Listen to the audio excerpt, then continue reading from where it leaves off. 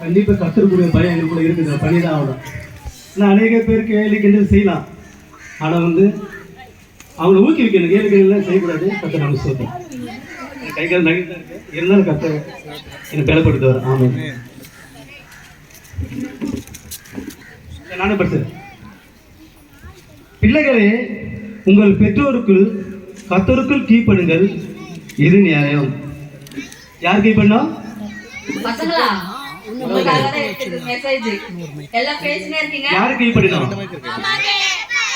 அப்பா அம்மா கீழ்ப்படிங்களா? நீங்க அப்பா சொல்ற பேச்சு அம்மா சொல்ற பேச்சு கேட்பீங்களா? கேக்குறீங்களா? பொய் சொல்லக்கூடாது, யாருமே பொய் சொல்லக்கூடாது. கேட்போம். எதனா சொன்னா செய்வீங்களா? அம்மா அப்பா சொன்னா செய்வீங்களா?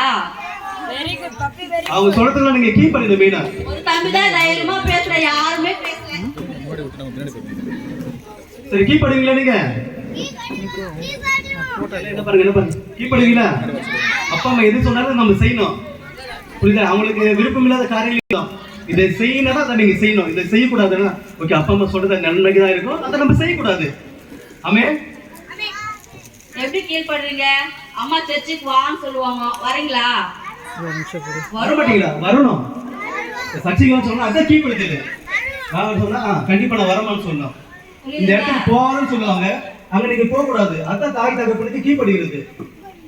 சரியா? எல்லாம் எங்களை பாருங்க, புரியுதுங்களா? தாய் தகப்ப எது செஞ்சாலும் என்ன பண்ணணும்? உடனே கீழ்படியணும். ஓகேவா? இனிமேல் கீழ்படிங்கல்ல, கண்டிப்பா நீங்க கீழ்படலாம்.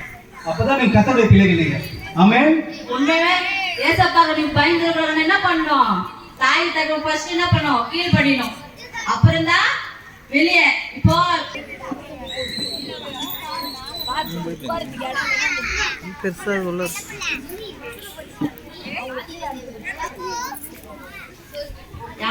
நீங்கள் மனம் திரும்பி சிறு பிள்ளைகளை போல் ஆகாவிட்டால் பரலோக ராஜ்யத்தில் பிரவேசிக்க முடியாது என்று மெய்யாக உங்களுக்கு சொல்லுகின்றேன்.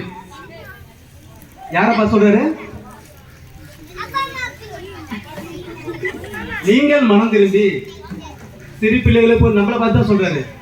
நீங்கள் மனம் திரும்பி சிறு பிள்ளைகளை போல் இல்லாவிட்டால் பரலோக ராஜ்யத்தில் பிரவேசிக்க முடியாது. நம்ம சிறு பிள்ளைகள்னாக்கா எப்படி? சிறு பிள்ளைகள் எப்படி இருப்பாங்க?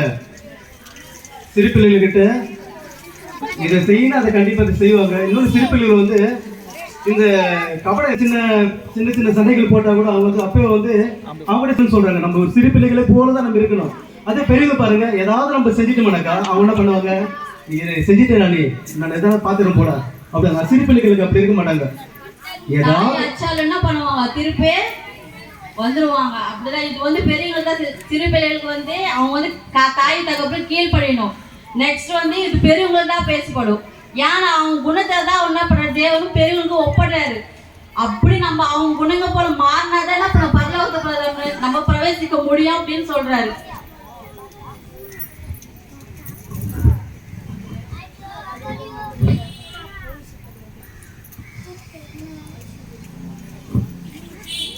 அப்ப நீதிமொழிகள் 1:8 வாசிக்கலாம்.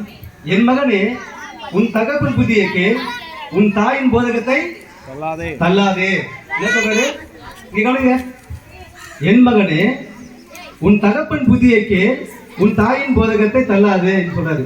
ஒருபோதும் நம்ம தாய் தகப்பன் சொல்றதை நம்ம தள்ளவே கூடாது. நீங்க சொல்ற தாய் தகப்பன் சொல்றாங்களா, ஆமா நான் கண்டிப்பா கீழ்படுவேன். பைபிள் வாசிக்கணும் சொல்றாங்களா, கண்டிப்பா நம்ம பைபிள் வாசிக்கணும். ஜெபம் பண்ணணும்னு சொல்றாங்களா, ஜெபம் பண்ணணும். ஓகேவா? அதெல்லாம் நீங்க கீழ்படியணும். அப்பதான் உங்களுக்கு கடவுள் என்ன பண்ணுவோம்? உங்களை ஆசீர்வதிப்பார். ஆமென். உண்மையில எப்படின்னா, உண்மையில ஃபர்ஸ்ட் பிள்ளைகளுக்கு என்ன பண்ணுறது? தாய் தகப்பனு கீழ்படியணும்னு சொல்றாரு. நெக்ஸ்ட் தாய் தகப்பனுக்கு தான் சொல்றாரு. அவங்க நம்ம எப்படி போதிக்கணுமா? உண்மையில ஒவ்வொரு நாள் என்ன பண்ணணும்? குடும்ப ஜெபம் வீட்டுல இருக்கணும். பிள்ளைங்களுக்கு பழைய ஏற்பாடு யாத்திரையாக செஞ்ச ஒவ்வொரு காரியங்களும் என்ன பண்ண சொல்றாரு? பிள்ளைங்களுக்கு தலைமுறையா என்ன பண்ண சொல்றாங்க? சொல்லு கொடுங்க. நானே தேவன் அப்படின்ட்டு, என்னை விட வேற தெய்வம் இல்லைன்னு சொல்லிட்டு பிள்ளைகளுக்கு என்ன சொல்லணும்? ஒவ்வொரு நாளும் சொல்லி கொடுக்கணுமா? ஏத்திராகத்துல 10வது அதிகாரத்துல சொல்லப்படுது வசனம். அப்படிதான் நம்ம பிள்ளைங்களை எப்படி வளர்க்கணும்? அப்படிதான் வளர்த்ததான் அது நல்ல போதகத்தை, அதுதான் பிள்ளைங்களுக்கு சொல்றது. நல்ல போதகத்தை என்ன பண்ண நம்ம தள்ளக்கூடாது அப்படின்னு சொல்றாரு.